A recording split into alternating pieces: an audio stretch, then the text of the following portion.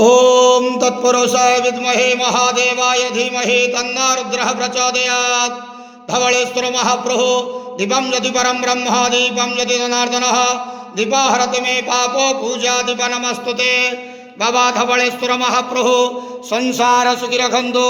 आज शुभ गुरुवार रे समस्त श्रद्धालु भक्त मानक श्रीपद करंतु, मनस्कामना पूर्ण करंतु, कर्म क्षेत्रोन्नति करंतु, ग्रहरिष्ट खंडन करंतु, जगतर मंगल करंतु, विश्वर कल्याण करंतु, आपणकर नाम प्रकाश करंतु, सेवकर डाक श्रवण करंतु, समस्त गुआवसा भक्त मानकर मनस्कामना पूर्ण करंतु।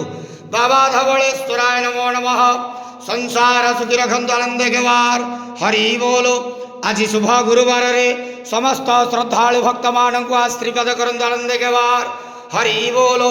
हर हर महादेव शिव शंभो कैलासपति उमापति शिव शंकर महाप्रभु धवळेश्वराय नमो नमः।